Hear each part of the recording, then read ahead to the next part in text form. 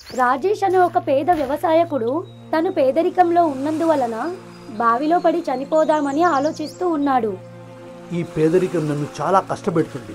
ఈ బాధలు నేను తట్టుకోలేను. నేను ఈరోజు ఆ బావిలో దూకి నా ప్రాణాలు వదిలేస్తాను. పాపం రాజేష్ తన ప్రాణాలను తీసుకోవడానికి ఆ బావిలోనికి దూకేస్తాడు. ఇంతకీ రాజేష్ ఆత్మహత్య చేసుకోవాలని ఎందుకు అనుకుంటున్నాడు? రాజేష్ తన ప్రాణాలను తీసుకోవాల్సిన అవసరం ఏమొచ్చింది? బావిలో పడిన తరువాత రాజేష్ చనిపోయాడా లేదా?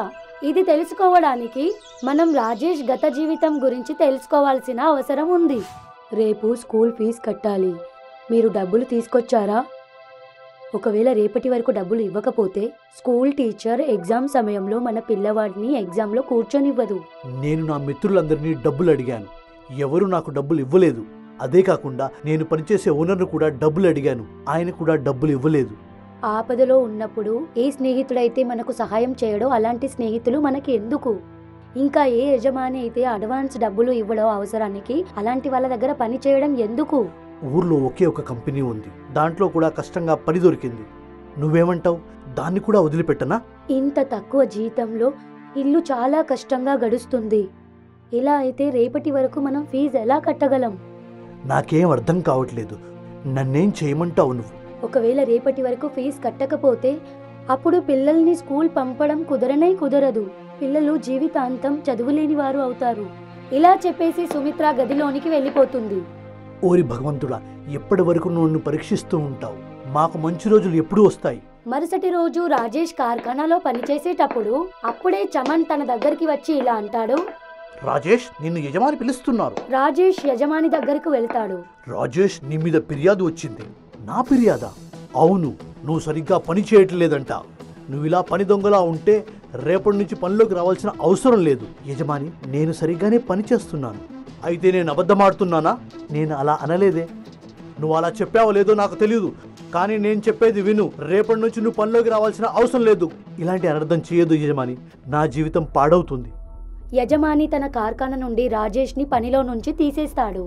పనిలో నుంచి తీసేశాక రాజేష్ బాధతో ఏమి చేయాలో తోచక తన ఇంటి వైపుకు వెళ్తూ ఉన్నాడు. స్కూల్ ఫీజు కట్టడానికి డబ్బులు లేవు.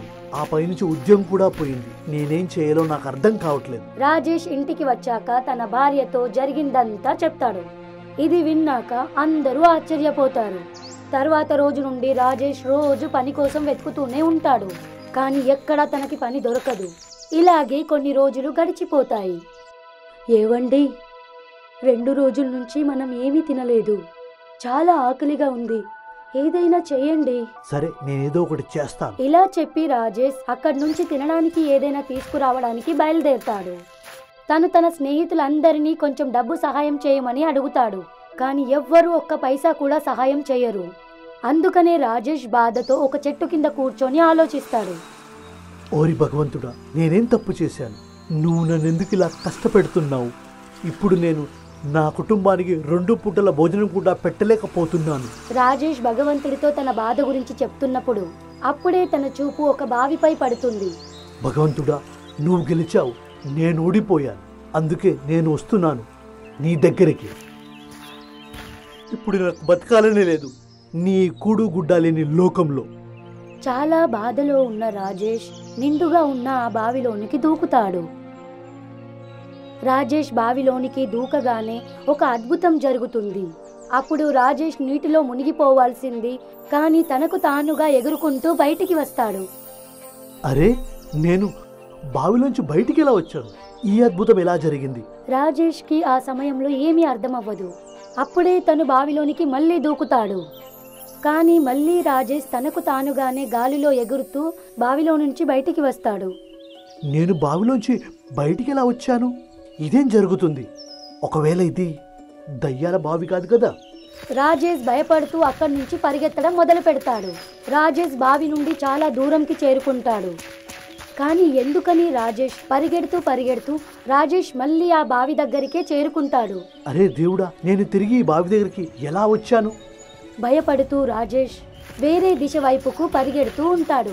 కానీ ఈసారి కూడా తను మళ్ళీ అదే బావి దగ్గరికి చేరుకుంటాడు. ఓరి భగవంతుడా, ఇదంతా ఏం జరుగుతుంది? రాజేష్ 4 దిశల వైపుకు పరిగెడుతూ ఉంటాడు. కానీ ప్రతిసారి మళ్ళీ అదే బావి దగ్గరికి చేరుకుంటాడు. ఇది ఇలాంటి చక్రవ్యూహం నేను ఏ దిశలో పరిగెత్తినా చివరికి తిరిగి ఈ బావి దగ్గరికే ఎలా వస్తున్నాను? ఒకవేళ ఈ బావి నాకేదో చెప్పాలనుకుంటుంది.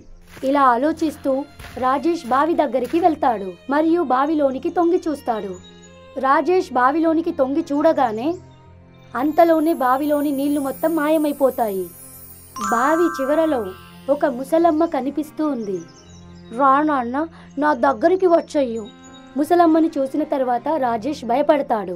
ఈ బావిలో ఈ ముసలావిడ ఎవరు? లోనికి వచ్చేయి నాన్న, నేను నీపై కనక వర్షం కురిపిస్తాను. అదంతా సరే, కానీ మీరెవరు? నేను ఎవరైతే ఏంటి, నిన్ను చంపాలి అనుకోవట్లేదు. నేను నిన్ను చంపాలి అనుకుంటే నువ్వు బావిలోనికి దూకగానే అప్పుడే నిన్ను చంపేసేదాన్ని. రాజేష్ ఆమె మాటల్ని నమ్ముతాడు. అప్పుడు తను బావిలోనికి దిగి ఆమె దగ్గరికి వెళ్తాడు. నాన్న, నాకు నీ గురించి అన్ని విషయాలు తెలుసు. నువ్వు 2 రోజుల నుంచి ఏమీ తినలేదు. నీ పిల్లల స్కూల్ ఫీజు కట్టడానికి కూడా నీ దగ్గర డబ్బులు లేనే లేవు. అవునమ్మా, ఆ సమస్య కారణంగానే నేను ఇక్కడికి చావడానికి వచ్చాను. కానీ నేను మాత్రం నిన్ను చావనీయను బిడ్డ. ఇలా చెప్పిన తరువాత ఆ ముసలమ్మ ఒక రహస్యమైన ద్వారాన్ని తెరుస్తుంది. ఇంత బంగారమా? ఒకసారి అటువైపు చూడు. రాజేష్ తన కుడివైపుకు చూస్తాడు. అక్కడ తన ముందర చనిపోయిన వాళ్ళ చాలా ఎముకలు పడి ఉంటాయి. మరియు దాని పక్కనే అదే ముసలమ్మది ఒక రాతి విగ్రహం రాజేష్ కి కనిపిస్తుంది. ఇన్ని ఎముకలా? మరి ఈ రాతి విగ్రహం? బిడ్డ, ఇందులోని కొన్ని ఎముకలు బావిలో పడి ఆత్మహత్య చేసుకున్న వాళ్ళవి, ఇంకొన్ని అత్యాశ పడిన వాళ్ళ ఎముకలు. ఇది అత్యాశ పడ్డ వాళ్ళదా? నాకు ఏం అర్థం కాలేదు. ఎవరైతే బావిలో పడి ఆత్మహత్య చేసుకోవడానికి ఇక్కడికి వస్తారో దానికంటే ముందే వాళ్ళని నేను కాపాడుతాను. వాళ్ళకి నేను ఈ ఖజానా యొక్క అత్యాశను చూపిస్తాను. ఎవరైతే అత్యాశ పడతారో వాళ్ళని నేనే చంపేస్తాను. ఇది విన్నాక రాజేష్ ఆశ్చర్యపోతాడు. అయితే నువ్వు నన్ను చంపేస్తావా అమ్మా? అవును, అయినా నువ్వు ఇక్కడికి చనిపోవడానికే వచ్చావు.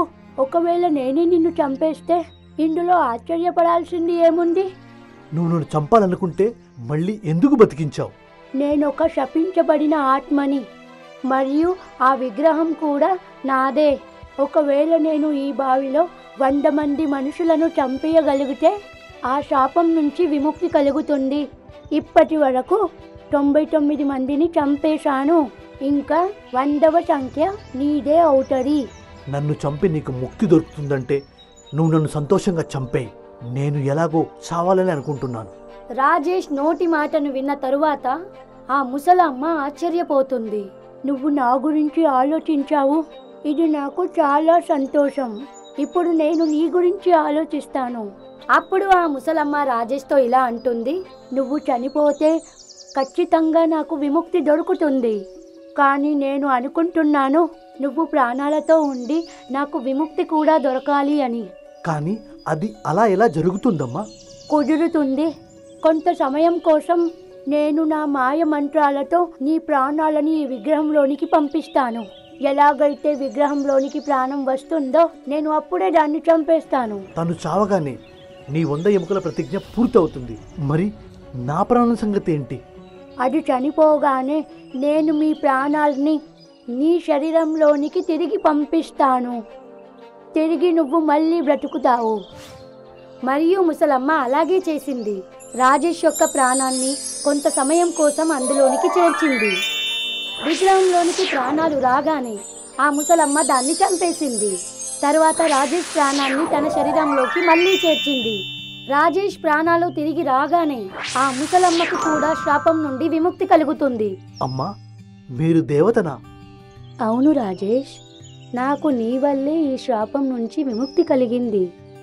అందుకనే దీనికి ప్రసన్నమై నేను మీకు బంగారం ఇవ్వాలి అనుకుంటున్నాను. ఈ ఖజానా నుండి నీకు ఎంత కావాలో అంత బంగారం తీసుకొని నీ పేదరికాన్ని వదిలించుకో. ఇది విన్న తరువాత రాజేష్ చాలా సంతోషపడతాడు. ధన్యవాదం తల్లి. మరియు రాజేష్ చాలా బంగారాన్ని తీసుకొని వాళ్ళ ఇంటికి వెళ్తాడు. మరియు తన కుటుంబానికి జరిగిందంతా చెప్తాడు. తన కుటుంబంతో కలిసి ఒక పెద్ద నగరానికి నివసించడానికి వెళ్తాడు మరియు ఆనందంగా సంతోషంగా ధనవంతుడి జీవితాన్ని కొనసాగిస్తాడు. మీకు గనక మా వీడియో నచ్చింది అంటే ప్లీజ్ మా ఛానల్ని సబ్స్క్రైబ్ చేయండి. అలాగే ఈ వీడియోని లైక్ చేయండి, అలాగే షేర్ కూడా చేయండి. ధన్యవాదములు.